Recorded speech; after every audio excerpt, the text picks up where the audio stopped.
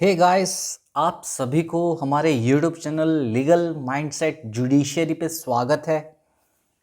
हमारा BNSS का जो लेक्चर सीरीज चल रहा था उसको कंटिन्यू करते हैं। लास्ट क्लास में हमने कंप्लेंट प्रोसीडिंग स्टार्ट किया था, ओके, और कुछ सेक्शंस को हमने कवर किया था और आज के क्लास में हम कुछ सेक्शंस कवर करेंगे और आने वाले हो सकता है और एक क्लास में ये चैप्टर ख़त्म हो जाएगा। ठीक है, चलिए, जो फर्स्ट टाइम इस लेक्चर को देख रहे हैं आप सभी के लिए डिस्क्लेमर, आप सभी को हमारे वीडियो को एटलीस्ट 1.5x या फिर उससे ज़्यादा स्पीड में देखना है ताकि वीडियो का आप बेनिफिट्स उठा सकें। समझ में आया?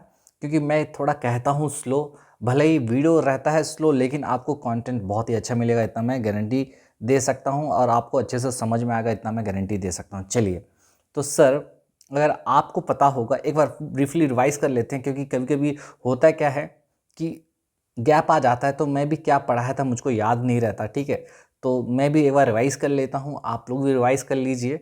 ठीक है, हम पढ़ रहे थे कंप्लेंट प्रोसीडिंग। ठीक है, कि कंप्लेंट प्रोसीडिंग में पढ़ रहे थे, तो इससे पहले और थोड़ा सा पहले चले जाते हैं। चलो, हाँ, कंप्लेंट प्रोसीडिंग में हमने ये चीज़ पढ़ा था कि भैया दो ही तरीके से केस रजिस्टर होता है। हम लोग जो पढ़े थे कि दो तरीका होता है क्या करने का, क्रिमिनल लॉ को मोशन में लाने का दो ही तरीका होता है। ठीक है, तो इसको अगर मोशन में मेरे को लाना है, मतलब इसको अगर एक्टिवेट करना है क्रिमिनल लॉ को, तो ये दो ही तरीके से एक्टिवेट हो सकता है। सर, एक तरीका है कि आप FIR लॉन्च कर दिए, तो FIR जैसे ही लॉन्च किए तो आपका क्या हो गया, क्रिमिनल लॉ मोशन में आ गया, क्रिमिनल लॉ एक्टिवेट हो गया। दूसरा तरीका होता है आपके पास कंप्लेंट का। आप गए, कंप्लेंट फाइल कर दिए, और कंप्लेंट फाइल कहाँ करते हैं, मजिस्ट्रेट के पास करते हैं कि जज के पास करते हैं, मजिस्ट्रेट के पास करते हैं। ठीक है, तो कंप्लेंट फाइल कर दिए, तो दो ही तरीका होता है क्रिमिनल लॉ को मोशन में लाने का, या फिर FIR या फिर कंप्लेंट। ओके, समझ में आ गया। तो FIR का जो रूट था हम उसको पढ़ रहे थे, और कुछ कुछ स्टेप्स अभी तक पढ़े हैं। जैसे आपको अगर पता होगा FIR में हमने क्या क्या पढ़ा था। FIR होने के बाद इन्वेस्टिगेशन होता है, फिर इन्वेस्टिगेशन के बाद क्या होता है भाई, इन्वेस्टिगेशन के बाद तुम्हारा फिर पुलिस रिपोर्ट बनता है। फिर पुलिस रिपोर्ट में दो चीज़ होता है, या फिर चार्जशीट या फिर तुम्हारा FRT याद है, फाइनल रिपोर्ट बोलते हैं इसको। फिर पुलिस रिपोर्ट के बाद तुम्हारा कॉग्निजेंस लिया जाता है, और कॉग्निजेंस कौन सा सेक्शन में लेते हैं बताओ मुझे, कौन बताएगा, कौन बताएगा, जल्दी जल्दी। सर मैं बताऊंगा, ठीक है, बताओ। सेक्शन 210 का 1 का किस में, A में या B में? B में, याद आ रहा है? ठीक बोल रहे हो सर, ठीक है, B में लेते हैं। A में क्या था फिर? A में था तुम्हारा कंप्लेंट प्रोसीडिंग, याद है? अच्छा, ये हो गया। कॉग्निजेंस लेने के बाद फिर होता क्या है, एक्यूज्ड को बुलाया जाता है। फिर एक्यूज्ड को बुलाने के बाद चार्ज फ्रेम होता है। ठीक है, ये वगैरह वगैरह था उसको, ये एक रूट था। ठीक है, कंप्लेंट प्रोसीडिंग में क्या स्टेप था? कंप्लेंट प्रोसीडिंग में सबसे पहले कंप्लेंट फाइल होता है, फाइलिंग ऑफ कंप्लेंट।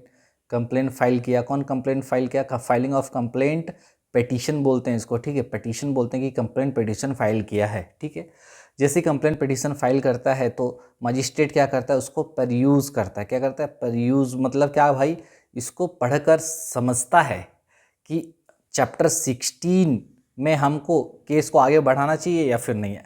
तो अगर वो सोचता है कि केस को आगे अगर बढ़ाना है, तो हम बोलते हैं कि उसने क्या कर लिया, उसने कॉग्निजेंस ले लिया। Very good. और कॉग्निजेंस कौन सा चैप्टर में लेता है, कौन सा सेक्शन में? सेक्शन 210 का 1 का A में। ठीक है, याद आ रहा है जी सर?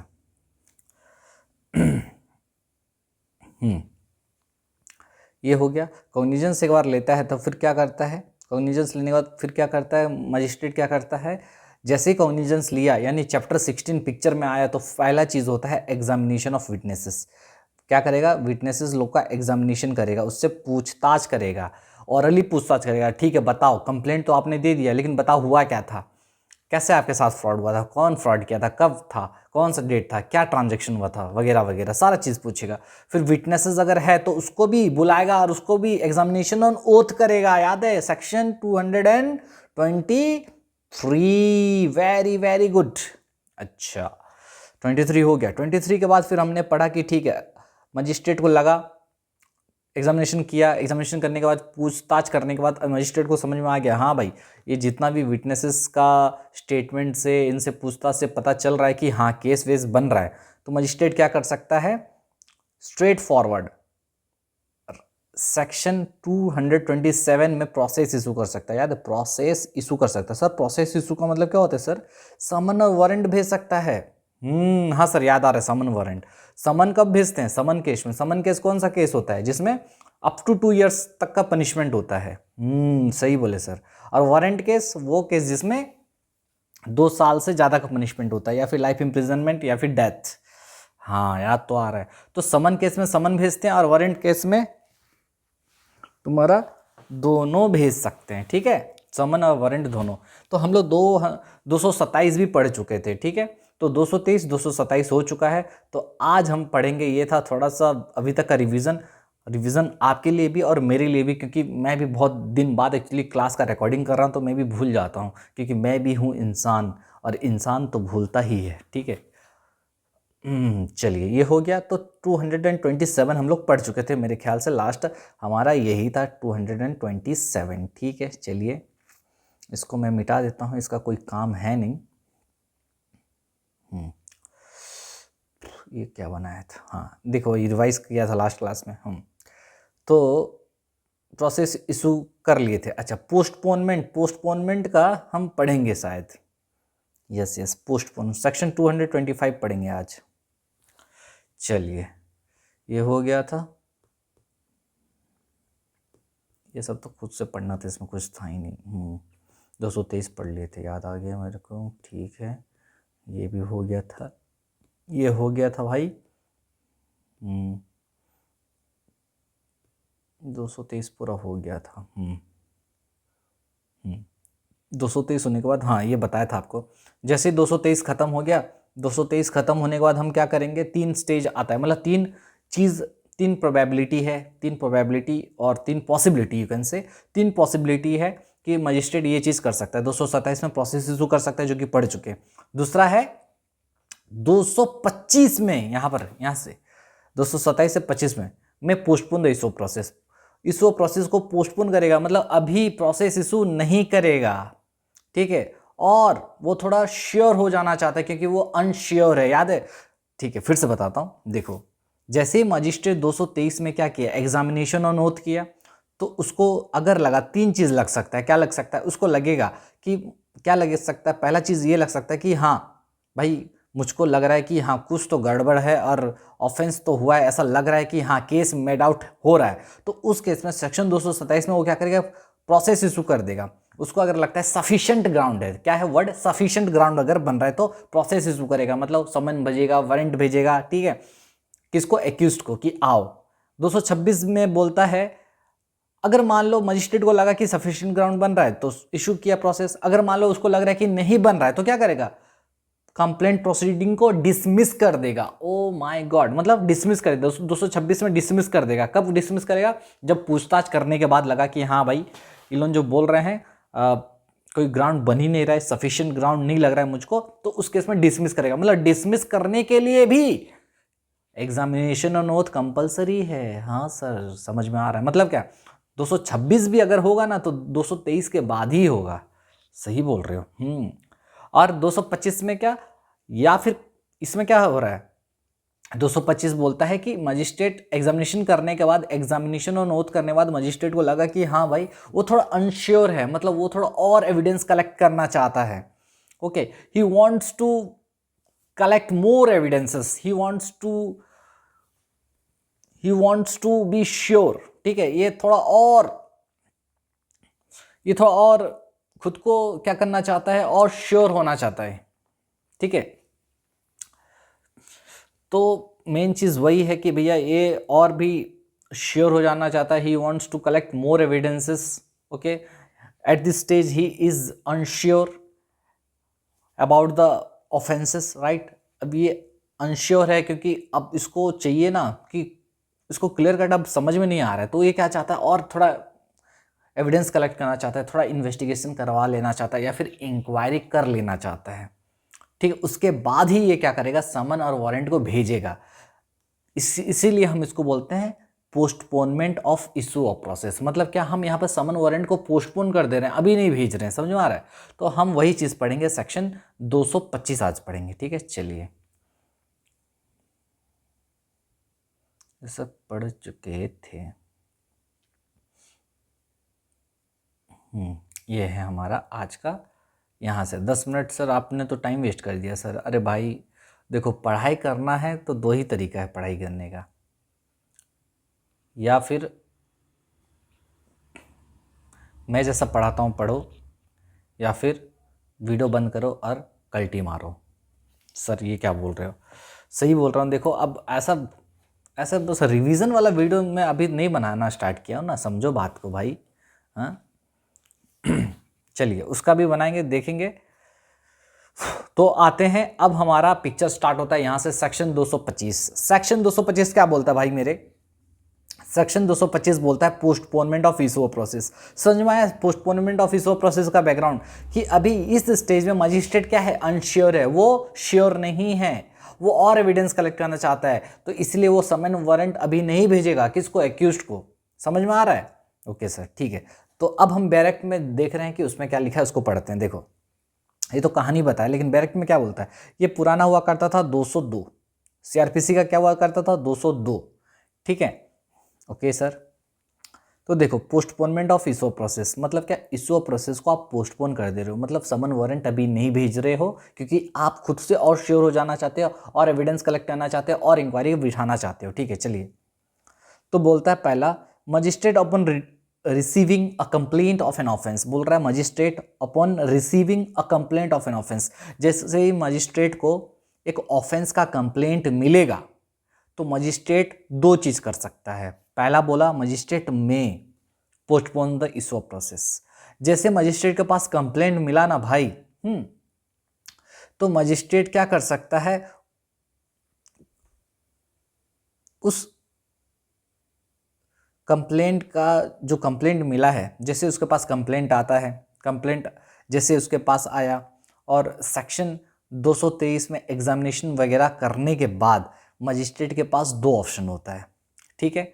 कॉग्निजेंस ले लिया, एग्जामिनेशन ऑन कर लिया, तो मजिस्ट्रेट दो ही चीज़ कर सकता है। क्या कर सकता है?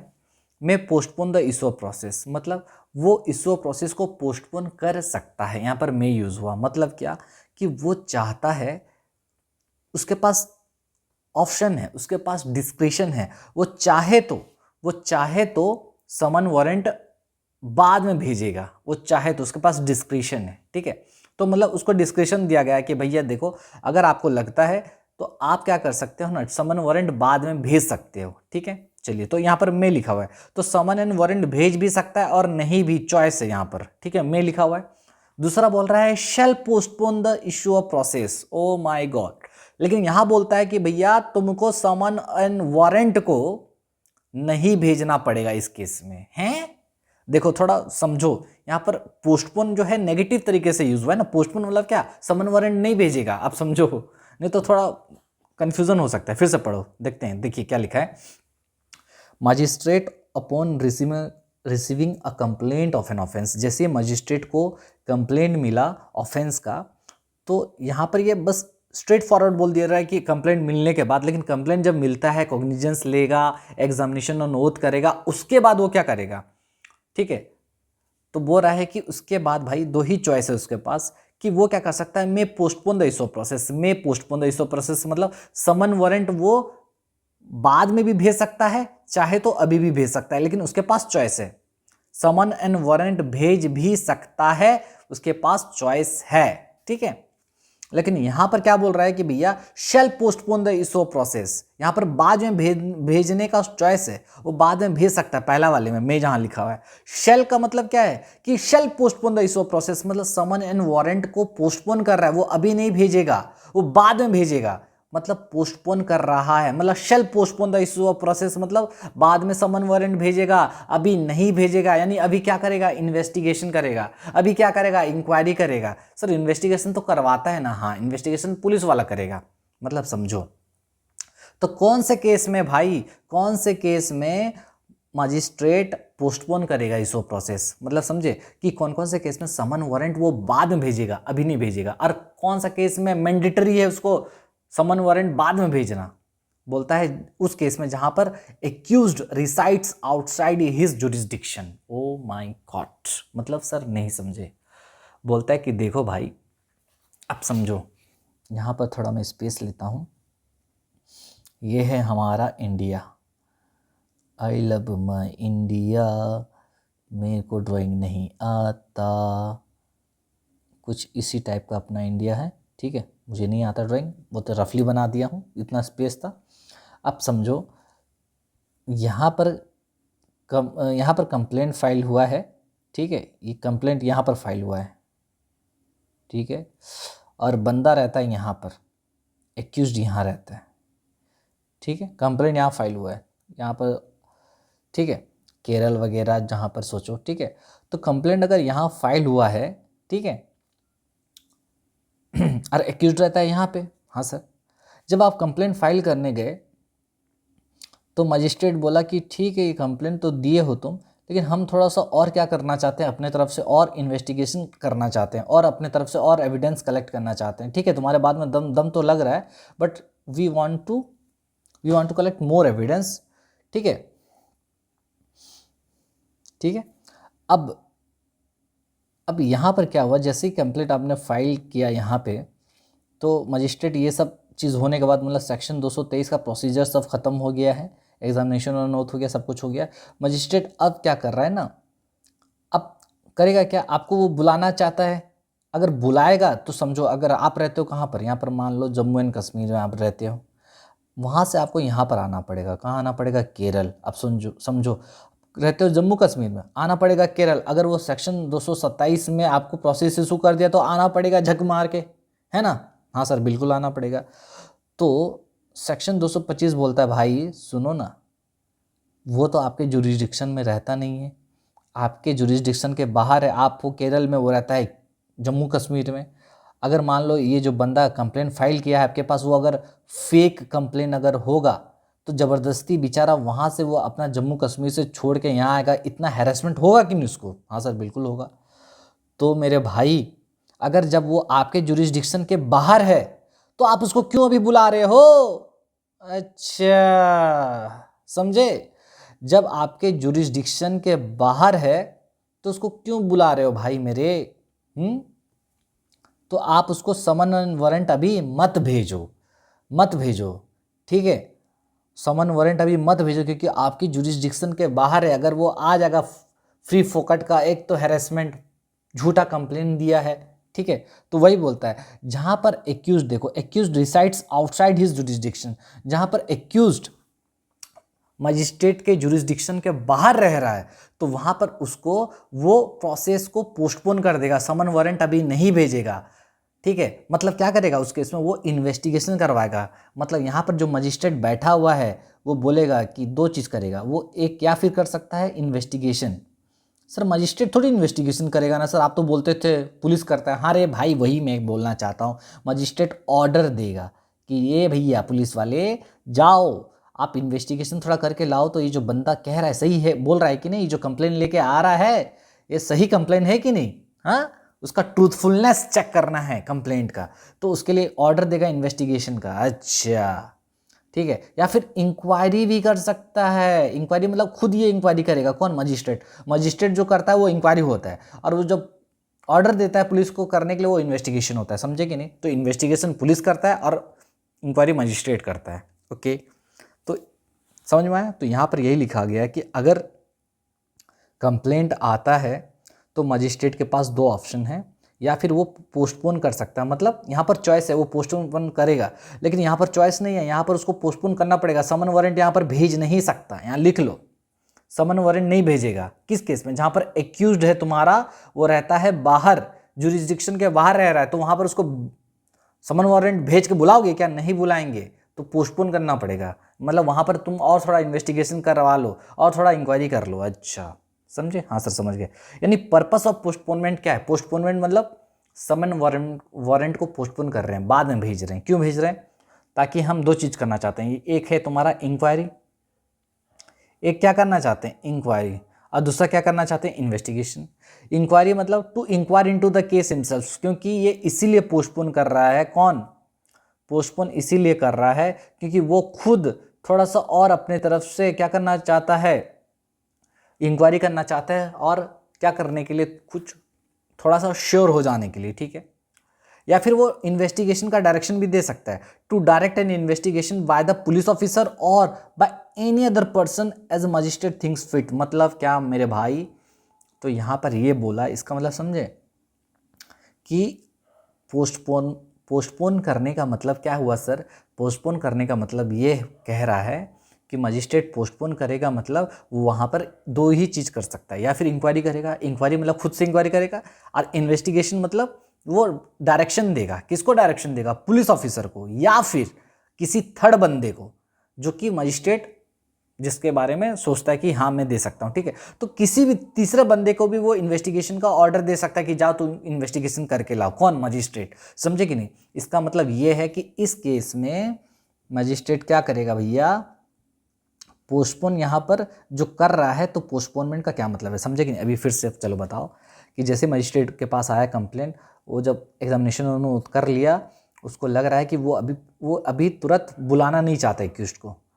क्यों? क्योंकि एक्यूज्ड रहता है बाहर, उसके जुरिस्डिक्शन के बाहर, तो वहाँ पर उसको शेल लिखा हुआ है, शेल पोस्टपोन, मतलब उसको समन वारंट अभी नहीं भेजेगा, वो क्या करेगा? पोस्टपोन करेगा, मतलब इंक्वायरी या इन्वेस्टिगेशन करेगा। इंक्वायरी कब करेगा? इंक्वायरी मतलब खुद से करेगा, और इन्वेस्टिगेशन मतलब पुलिस से करवाएगा या फिर थर्ड बंदे से भी कराएगा। समझ में आया? Okay sir. सर ये पोस्टपोनमेंट जो करा रहा है, इसका क्या उद्देश्य है, क्या ऑब्जेक्टिव है? अभी बताया था कि ये चेक करना कि केस बन रहा है कि नहीं, to decide whether there is a sufficient ground for proceeding against the accused। यही तो चेक कर रहे हैं ना हम लोग कि भैया एक्यूज्ड के खिलाफ में जो कंप्लेंट आया है, तो उसके अगेंस्ट में जो कंप्लेंट आया है हमारे पास, कोई सफिशिएंट ग्राउंड बन रहा है कि नहीं केस को आगे बढ़ाने का, कि एवं ही बस लोग आए हैं कंप्लेंट देने के लिए। समझे कि नहीं? तो ये बोला गया था तुम्हारा दत्तात्रेय वर्सेस वादीलाल पंचल 1958 बॉम्बे हाईकोर्ट। तो बॉम्बे हाईकोर्ट का जजमेंट है, दत्तात्रेय वर्सेस वादीलाल पंचल का केस है। समझ में आया? तो इस केस में ये बोला गया कि जो मेन ऑब्जेक्टिव होता है पोस्टपोनमेंट का, इसो प्रोसेस को जो पोस्टपोन किया जाता है, उसका मेन उद्देश्य यही होता है, ये मेन ऑब्जेक्टिव यही होता है कि ये चेक करना कि कोई सफिशिएंट ग्राउंड बन रहा है कि नहीं, ठीक है, एक्यूज्ड के अगेंस्ट में प्रोसीड करने का। समझ में आ रहा है? तो यहाँ पर सर, यहाँ पर एक क्वेश्चन आपको पास आना चाहिए कि सर यहाँ पर जो इन्वेस्टिगेशन का ऑर्डर दे रहे हैं, ये वही इन्वेस्टिगेशन का ऑर्डर है जो हम लोग चैप्टर 13 में पढ़ते थे, वो 175(3) में ऑर्डर देता था, याद है मजिस्ट्रेट? हाँ सर, जो कि पहले 156(3) हुआ करता था। ये क्या वही ऑर्डर है क्या? नहीं भाई नहीं। वो याद है, एक बार मैं लास्ट टाइम याद करो, इन्वेस्टिगेशन का चैप्टर जब पढ़ाते वक्त मैं बताया था, फ्यूचर में ये आएगा, मैं फिर से बताऊंगा, तो उस वक्त बताया था कि इन्वेस्टिगेशन दो ही टाइप का होता है। एक होता है फुल फ्लेज्ड इन्वेस्टिगेशन, जो कि पुलिस करता है चैप्टर 13 में एफआईआर के समय, ठीक है, एफआईआर वाले चैप्टर में करता है पुलिस वाला, फुल इन्वेस्टिगेशन करता है। वो भी कौन सा सेक्शन में? सेक्शन तुम्हारा हुआ करता था, बताओ मुझे। सेक्शन हुआ करता था 175 का 3 हुआ करता था, वहाँ पर फुल इन्वेस्टिगेशन करता था पुलिस। लेकिन यहाँ जो इन्वेस्टिगेशन का, और देखो ऑर्डर दे रहा है ना, डायरेक्शन दे रहा है इन्वेस्टिगेशन करने का, भाई मेरे, ये फुल फ्लेज्ड है क्या? नहीं, ये नॉट फुल फ्लेज्ड है, यही तो मैं बताना चाहता हूँ। नॉट फुल फ्लेज्ड इन्वेस्टिगेशन, ये only for the limited purpose, ये सिर्फ लिमिटेड पर्पस वाला इन्वेस्टिगेशन है। ये फुल फ्लेज्ड इन्वेस्टिगेशन नहीं है जो कि मजिस्ट्रेट दिया करता था 175(3) में। ये लिमिटेड पर्पस इन्वेस्टिगेशन है, ठीक है सर, समझ गए? ठीक है, चलिए, यहाँ तक का कोई डाउट है? नहीं सर। चलिए अब मुझे बताइए, प्रोवाइजो दिया गया है। प्रोवाइजो मतलब अब बोलता है कि इस केस में इन्वेस्टिगेशन का ऑर्डर पुलिस नहीं देगा। प्रोवाइजो में बोलता है कि कब कब मजिस्ट्रेट इन्वेस्टिगेशन का ऑर्डर नहीं देगा, हैं? मतलब ऊपर हमने क्या पढ़ा कि मजिस्ट्रेट प्रोसेस इशू नहीं करेगा जब एक्यूज्ड उसके जुरिस्डिक्शन के बाहर रहता है, यानी वो खुद से इंक्वायरी करेगा या फिर इन्वेस्टिगेशन का ऑर्डर देगा पुलिस को या फिर थर्ड बंदे को। हाँ सर। अब बोलता है ये सारे सिचुएशन में जब भी आए होने से, ये सब सिचुएशन आने से मजिस्ट्रेट साहब आप एक काम कीजिएगा, इन्वेस्टिगेशन का ऑर्डर आप नहीं दीजिएगा, हैं? हाँ, तो आइए देखते हैं कि किस किस सिचुएशन में मजिस्ट्रेट इन्वेस्टिगेशन का ऑर्डर नहीं देगा। बोलता है where there is a exclusive trial by the court of session offences. बोला जहाँ पर ऑफेंस जो है तुम्हारा वो exclusively triable by court of session है। मतलब क्या कि जो ऑफेंस का कंप्लेंट आपके पास आया है ना मजिस्ट्रेट साहब, आपके पास जो ऑफेंस का कंप्लेंट आया है वो ऑफेंस तो मर्डर केस का है और वो तो exclusively trial by court of session है, तो आप उसमें इन्वेस्टिगेशन का ऑर्डर क्यों दोगे? और ट्रायल वगैरह तो सब चीज़ वहाँ चलेगा, तो आप काहे अपना माथा खराब कर रहे हैं? समझे? मतलब ये भाई मेरे, अगर ऐसा ऑफेंस का कंप्लेंट आया है जो कि एक्सक्लूसिवली, क्या एक्सक्लूसिवली कोर्ट ऑफ सेशन के द्वारा ट्रायबल है, वहाँ पर ट्रायल चलेगा कोर्ट ऑफ सेशन में, सिर्फ और सिर्फ कोर्ट ऑफ सेशन में उसका ट्रायल चल सकता है एक्सक्लूसिवली। जैसे मर्डर केस सीरियस ऑफेंस है, इसका ट्रायल क्या होता है? कोर्ट ऑफ सेशन में चलता है। तो उस केस में मजिस्ट्रेट आपको इन्वेस्टिगेशन का ऑर्डर, उस केस में इन्वेस्टिगेशन का ऑर्डर नहीं देगा पुलिस को कि जाओ इन्वेस्टिगेशन करो बोल के। समझ में आ रहा है मैं क्या कह रहा हूं? ठीक है सर, समझ गए। दूसरा बोलता है where the complaint is not made by the court unless the complainant and the witnesses present if any are examined on oath under section 223 B and SS. Sir क्या ये लिखा, ये पर से निकल गया सर, फिर से पढ़ते हैं। देखो बोलता है कि magistrate shall not direct investigation का ऑर्डर नहीं देगा। कब नहीं देगा? जब complaint is not made by the court, जब कंप्लेंट जो देने वाला बंदा है वो कोर्ट नहीं है, हैं? मतलब अगर कोर्ट ने कंप्लेंट नहीं दिया है तो मजिस्ट्रेट डायरेक्शन नहीं देगा इन्वेस्टिगेशन का, ठीक है? कोर्ट ने अगर कंप्लेंट नहीं दिया है, ठीक है, अनलेस, लेकिन इन्वेस्टिगेशन देगा कब?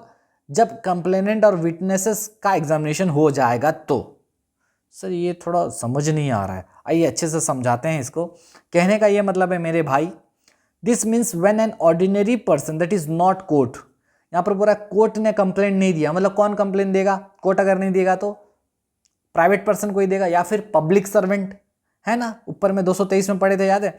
तो this means when the ordinary person, मतलब नॉट कोर्ट, कोर्ट नहीं देगा, यानी कोई ऑर्डिनरी पर्सन दिया, पब्लिक सर्वेंट दिया, कंप्लेंट अगर दिया तो magistrate must first examine the complainant and the witnesses on oath under section 223। O my God. बोलता है कि इसका मतलब ये है मेरे भाई, अगर मान लो कंप्लेंट देने वाला बंदा ऑर्डिनरी पर्सन है, जैसे तुम्हारा ऑर्डिनरी पर्सन या फिर पब्लिक सर्वेंट है, तो उस केस में मजिस्ट्रेट सबसे पहले क्या करेगा? कंप्लेनेंट एंड विटनेसेस का एग्जामिन करेगा 223 में, उसके बाद ही वो उस केस को इन्वेस्टिगेशन के लिए भेजेगा। सर एक डाउट है सर, आप क्या बोल रहे हो कि पब्लिक सर्वेंट का वो एग्जामिनेशन करेगा? हाँ भाई हाँ, लेकिन आपने बोला था 223 में नहीं करेगा, प्रोवाइजो 2। प्रोवाइजो, सही बोल रहे हो, याद आ रहा है 223 में हमने ये पढ़ा था कि भैया मजिस्ट्रेट जो है वो 2 लोगों का, 3 लोगों का, इनफैक्ट 3 लोगों का क्या नहीं कर सकता? एग्जामिनेशन तो नहीं कर सकता। बताओ कौन कौन थे? सबसे पहला पब्लिक सर्वेंट, दूसरा कोर्ट, तीसरा कौन था? जब तुम्हारा केस का मेकओवर होता है, ठीक है? हाँ, तो मैं ये कह रहा हूं, तो सर यहां पर तो बोल रहा है अगर प्राइवेट पर्सन दिया, यानी अगर पब्लिक सर्वेंट भी दिया तो उस केस में उसका एग्जामिनेशन नोट करेंगे। जी भाई जी, वही मैं कहना चाहता हूं। कहने का ये मतलब है, इसका इंटरप्रिटेशन ये निकल के आता है कि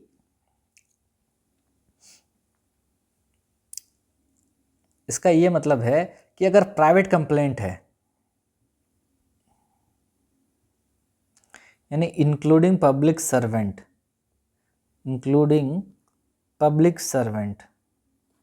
ठीक है? पब्लिक सर्वेंट अगर कंप्लेंट दिया है और पब्लिक सर्वेंट खुद आकर आपको कंप्लेंट दिया, तो 223 में आप तो एग्जामिनेशन नोट नहीं कराओगे। खुद समझो मैं क्या बोल रहा हूँ। एक पब्लिक सर्वेंट आया, कौन आया? पब्लिक सर्वेंट, ऐसा नहीं लिखता हूँ, पुलिस वाला लिखता हूँ। एक है, ये कौन है? पुलिस वाला। ये क्या किया? कंप्लेंट किया। किसको किया? मजिस्ट्रेट कोर्ट में किया, ठीक है? मजिस्ट्रेट के पास कंप्लेंट किया कि ठीक है, किसी भी एक बंदे के अगेंस्ट में, तो मजिस्ट्रेट इसका क्या करेगा? 223 में बताओ मुझे, एग्जामिनेशन नोट करेगा कि नहीं करेगा? नहीं करेगा। क्यों नहीं करेगा? तुम्हारा सेक्शन 223 का प्रोवाइजो मना करता है, बिल्कुल ठीक है।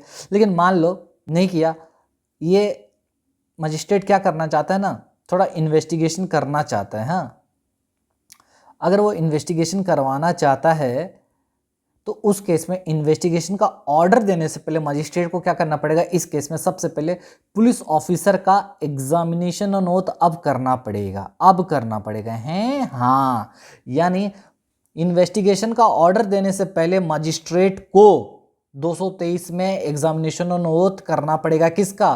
पब्लिक सर्वेंट का। भले ही सेक्शन 223 पहले मना किया था, लेकिन इन्वेस्टिगेशन का ऑर्डर देने से पहले आपको उस कंप्लेनेंट का और उस विटनेसेस का अगर प्रेजेंट है तो आपको उसका क्या करना पड़ेगा? एग्जामिनेशन ऑन ओथ करना पड़ेगा, तभी इन्वेस्टिगेशन का ऑर्डर दोगे, वरना नहीं दोगे। समझे? और कंप्लेन देने वाला बंदा अगर कोर्ट है, मान लो यहां पर कंप्लेन देने वाला बंदा कौन है? कोर्ट ने कंप्लेन दिया था, तो 223 में आपने एग्जामिनेशन नहीं किया, ठीक है, लेकिन आप मान लो आपको लगा कि नहीं इन्वेस्टिगेशन करना है मुझे, तो उस केस में इन्वेस्टिगेशन का ऑर्डर देने से पहले आप उसका एग्जामिनेशन ओथ करोगे या नहीं? नहीं करोगे भी तो चलेगा। वही बोल रहा है कि बिना किए हुए आप उसका इन्वेस्टिगेशन का ऑर्डर दोगे। हैं सर, बहुत थोड़ा कन्फ्यूज़न लग रहा है। कुछ कन्फ्यूज़न नहीं है, आप इसको वापस सुन लीजिएगा। मैं फिर से बता रहा हूँ, देखिए क्या लिखा है। यानी अगर मैं क्रक्स बताऊँ, इस लाइन का क्रक्स ये निकलता है कि कोर्ट ने कंप्लेन अगर दिया है तो सेक्शन, मुझे बताओ, कोर्ट ने अगर कंप्लेन दिया तो अरे भाई मेरे, कोर्ट ने अगर कंप्लेन दिया तो सेक्शन 223 में मुझे बताओ क्या एग्जामिनेशन ऑन ओथ होगा या नहीं होगा? बताओ। कोर्ट ने कंप्लेन दिया तो नहीं होगा। अच्छा, क्या ये, अच्छा एग्जामिनेशन ऑन 223 में होता है, ठीक है। क्या 225 में इन्वेस्टिगेशन का ऑर्डर दे सकता है मजिस्ट्रेट? बिल्कुल दे सकता है। इन्वेस्टिगेशन का ऑर्डर क्यों नहीं देगा? हर केस में देगा। लेकिन बोल रहा है इन्वेस्टिगेशन का ऑर्डर देने से पहले आपको एग्जामिनेशन ऑन ओथ इस केस में करोगे या नहीं? नहीं भी करोगे तो चलेगा। वही बोल रहा है कि अगर कंप्लेंट केस हुआ तो उस केस में no need to examine on oath. Oh my god, before ordering investigation. Investigation का ऑर्डर देने से पहले आपको examine on oath, examination on oath करने का जरूरत नहीं है। किस केस में? कोर्ट अगर कंप्लेन दिया तो। लेकिन प्राइवेट कंप्लेंट है, इंक्लूडिंग पब्लिक सर्वेंट ने अगर मान लो कंप्लेन दिया आपको, तो उस केस में पब्लिक सर्वेंट का तो आप नहीं करते।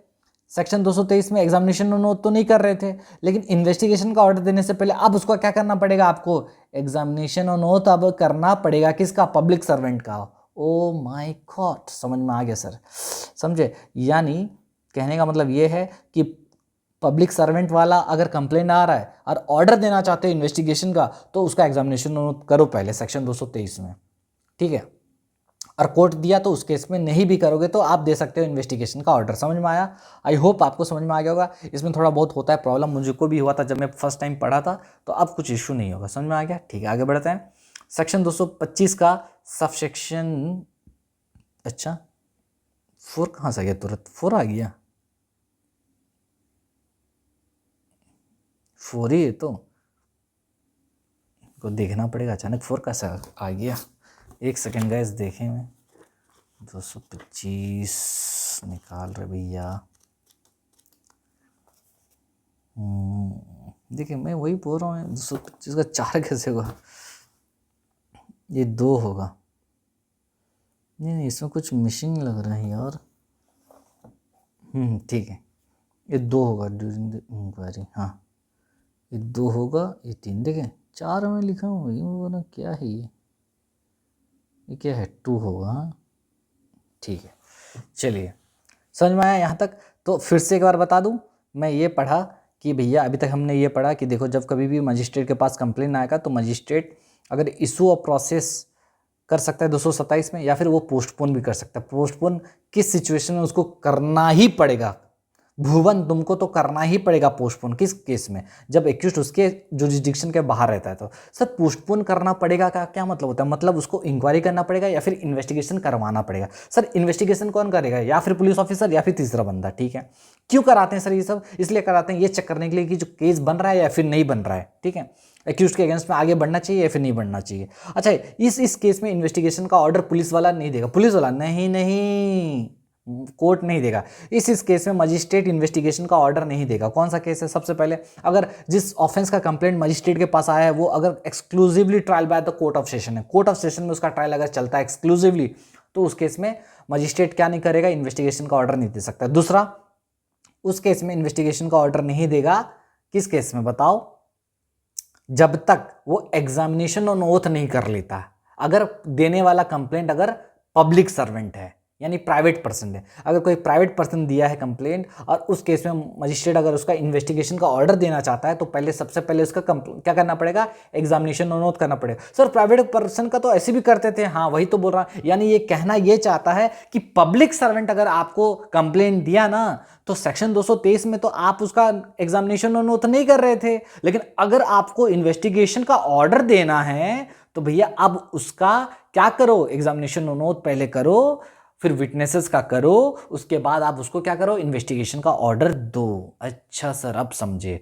लेकिन अगर कोर्ट दिया कंप्लेन तो उस केस में कोर्ट का एग्जामिनेशन नोट करने का जरूरत नहीं है, बिना एग्जामिनेशन नोट के आप क्या कर सकते हो, इन्वेस्टिगेशन का ऑर्डर दे सकते हो। लेकिन पब्लिक सर्वेंट के केस में जब भी पब्लिक सर्वेंट देगा कंप्लेन तो पहले सेक्शन 223 में एग्जामिनेशन नोट करो, फिर इन्वेस्टिगेशन का ऑर्डर दो, वरना नहीं चलेगा।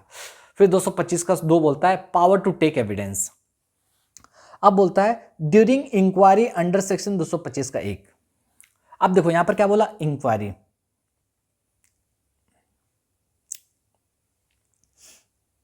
एक चीज यहां पर मैं आपको बताना भूल गया, बताता हूं। देखो यहां पर क्या लिखा है प्रोवाइजो में, इन्वेस्टिगेशन का ऑर्डर इस केस में नहीं देगा, लेकिन मुझे बताओ क्या मजिस्ट्रेट इंक्वायरी का ऑर्डर दे सकता है कि नहीं?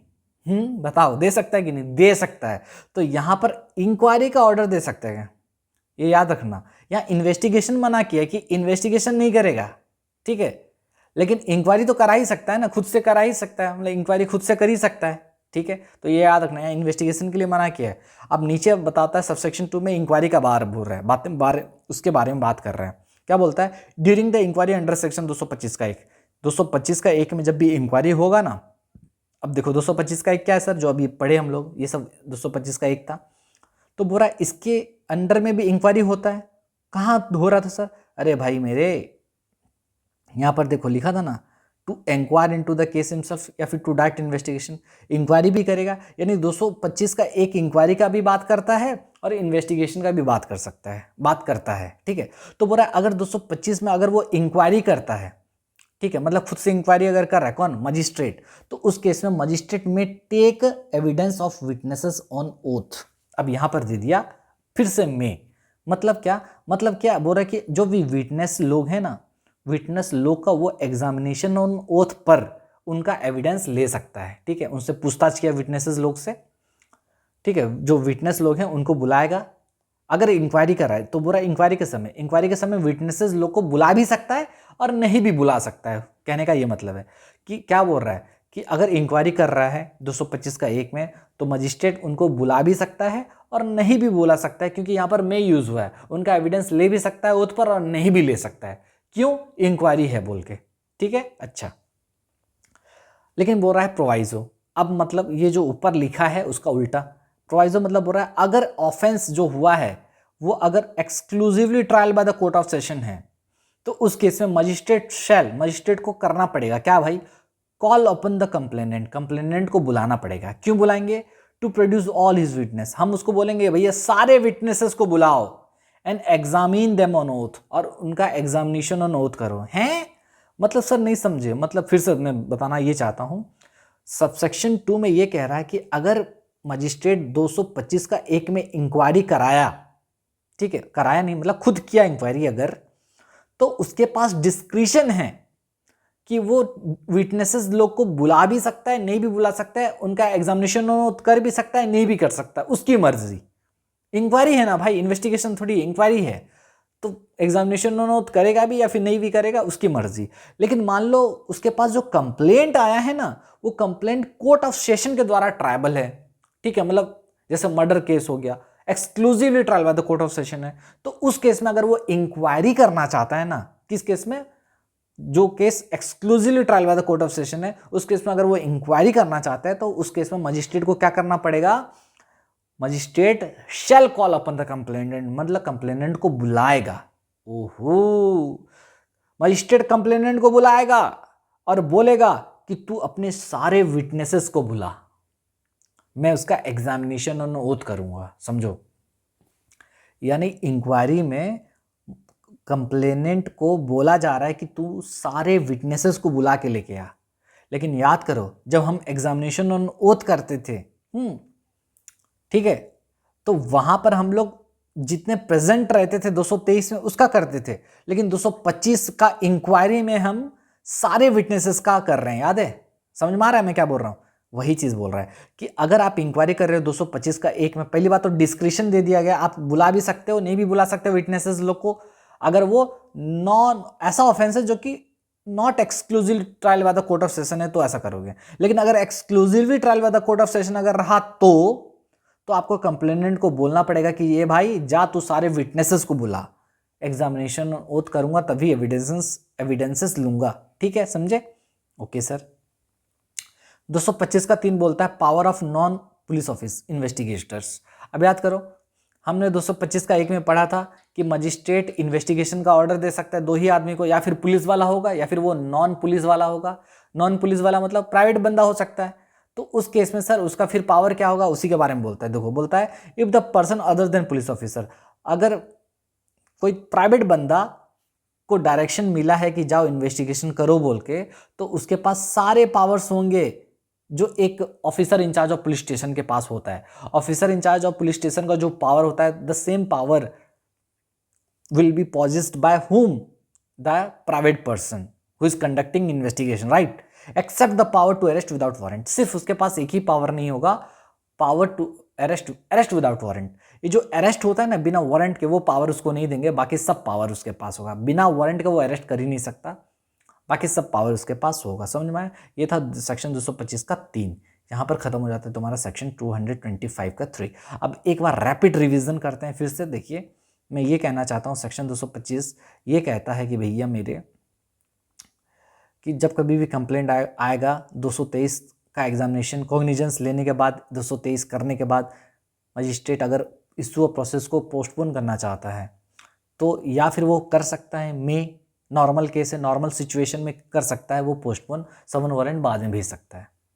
ठीक है, यानी वो पहले भी भेज सकता है, तुरंत भी भेज सकता है। लेकिन इस केस में वो पोस्टपोन उसको करना ही पड़ेगा। किस केस में पोस्टपोन करना पड़ेगा? जब एक्यूज्ड बाहर रहता है, तो उस केस में मजिस्ट्रेट बोलेगा कि अभी समन वारंट नहीं भेजो, क्योंकि वो बाहर रह रहा है ना भाई। ठीक है, आएगा, इतना हैरेसमेंट होगा, फेक कंप्लेंट हुआ तो ज़बरदस्ती का काम हो गया, तो उस केस में वो पोस्टपोन कर देगा। पोस्टपोन का मतलब होता है वो खुद से इंक्वायरी करेगा या फिर इन्वेस्टिगेशन करवाएगा। इन्वेस्टिगेशन कराएगा किससे? पुलिस से या फिर नॉन पुलिस ऑफिसर से। अच्छा, अब ये क्यों कराया जाता है? इसीलिए कि एक्यूज्ड के अगेंस्ट में कोई सफिशिएंट ग्राउंड है कि नहीं आगे प्रोसीड करने के लिए। ठीक है, किस केस में बोला गया? दत्तात्रेय वर्सेस वादीलाल का केस में। अच्छा, किस किस केस में पुलिस वाला, किस किस केस में मजिस्ट्रेट इन्वेस्टिगेशन का ऑर्डर नहीं देगा? 2 केस में।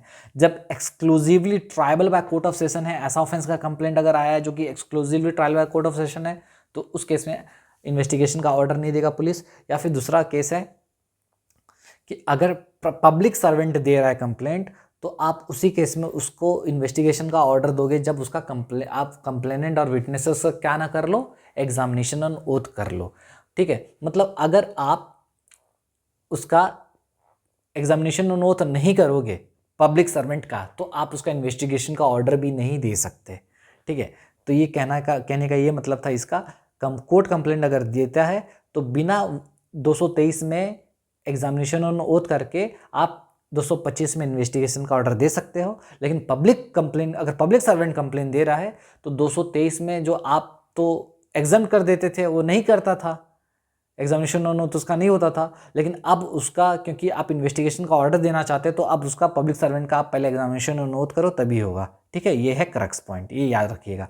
कोर्ट कंप्लेंट में एग्जामिनेशन ऑन ओथ करने का जरूरत नहीं है इन्वेस्टिगेशन का ऑर्डर देने से पहले, लेकिन प्राइवेट कंप्लेंट यानी पब्लिक सर्वेंट वाला केस में एग्जामिनेशन ऑन ओथ करने का जरूरत पड़ेगा, तभी इन्वेस्टिगेशन का ऑर्डर देंगे। ठीक है, 225 का 2 बोलता है, ठीक है, यानी ये 2 केस में आप इन्वेस्टिगेशन का ऑर्डर नहीं दे रहे थे, इंक्वायरी तो कर ही सकता था ना, बिल्कुल कर सकता था, वही मैं बोल रहा हूँ। तो 225 का 2 बोलता है कि आप जब 225 का 1 में इंक्वायरी अगर कर रहे हैं तो याद रखिएगा मजिस्ट्रेट के पास चॉइस है, वो विटनेसेस लोग का एग्जामिनेशन ऑन ओथ कर भी सकता है, नहीं भी कर सकता है, क्योंकि मे लिखा हुआ है।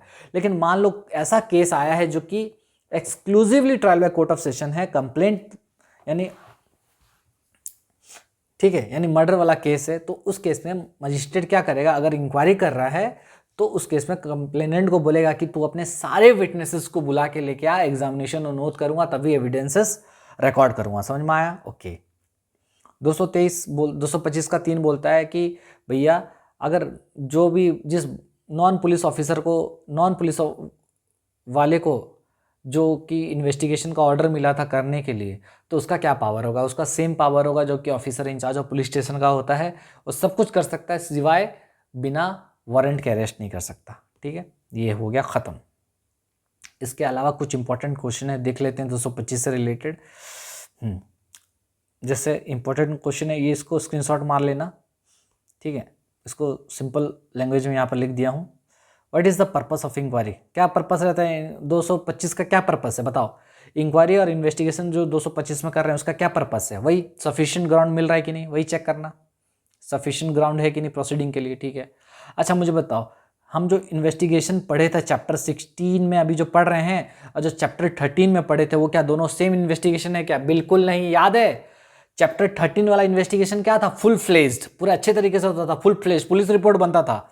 यहाँ पर चैप्टर 16 में जो इन्वेस्टिगेशन पुलिस वाला जो कर रहा है, जो कि क्या है, वो लिमिटेड पर्पस का है। समझ में आया? तो इसको अच्छे से पढ़ लीजिएगा। देखिए मैं अच्छे से लिखा हूँ, इसको स्क्रीनशॉट लीजिए और इसको अच्छे से याद कर लीजिएगा। ठीक है, दोनों में क्या डिफरेंस है। यहाँ पर जो इन्वेस्टिगेशन कर रहे हैं वो लिमिटेड पर्पस के लिए है, लेकिन वहाँ जो करते थे चैप्टर 13 में पुलिस FIR वाले चैप्टर में, वो फुल फ्लेज्ड था। हालांकि यहाँ पर भी सारा चीज़ होता है। ठीक है, ठीक है, हालांकि यहाँ पर भी देखो, यहाँ पर एक बार पढ़ लेते हैं। देखो क्या लिखा है, the investigation under chapter 16 BNSS order under 225 is not at all the same. ठीक है, तो दोनों में जो है दोनों अलग हैं। ठीक है, here the investigation is only for the purpose of 225। ठीक है, इन्वेस्टिगेशन जो है यहाँ पर सिर्फ 225 के लिए है। Proceeding like 179, 180, 183, 187 etc. will not be conducted, although proceeding like search and seizure, examination of witnesses and even filing of an investigation report may be conducted। बोल रहा है कि देखो 179 में पुलिस बुलाता था, 180 में पूछताछ करता था, 183 में तुम्हारा रिकॉर्डिंग होता था कन्फेशन, 187 में तुम्हारा पुलिस रिमांड होता था। ये सब जो होता था ये सब यहाँ पर नहीं होगा। इन्वेस्टिगेशन में ये सब होता था ना चैप्टर 13 में, ये सब यहाँ नहीं होगा। हालांकि यहाँ पर क्या होगा, सर्च सीजर हो सकता है। ठीक है, यहाँ पर एग्जामिनेशन विटनेसेस का हो सकता है, इन्वेस्टिगेशन का फाइलिंग भी हो सकता है रिपोर्ट का। ठीक है, लेकिन चैप्टर 13 पिक्चर में यहाँ पर नहीं आएगा। ठीक है, समझ में? ये सब याद रखिएगा। प्रोवाइजो जो है उसको अच्छे से लिख दिया गया है, इसको देख लीजिएगा, वही चीज़ है। ठीक है, बस ख़त्म हो गया। तो 225 ख़त्म हो गया। आई होप आपको समझ में आया होगा, अच्छे से पढ़ लीजिएगा। इसमें यहीं पर उसका प्रोवाइज़ो को लेके डाउट रहता है बच्चे लोग का, बस कुछ है नहीं इसमें। चलिए मिलते हैं नेक्स्ट क्लास में। नेक्स्ट होगा 226 वाला सेक्शन। आज ही इसको कंप्लीट करने का कोशिश करते हैं। चलिए मिलते हैं नेक्स्ट वीडियो में, तब तक के लिए बाय, टेक केयर। मैं हूँ आपका दोस्त सैम, और पढ़ते रहिए और इसको अच्छे से लिखिए, और कहाँ पर कुछ डाउट है तो मुझे बताइए। चलिए मिलते हैं नेक्स्ट क्लास में, तब तक के लिए बाय, टेक केयर।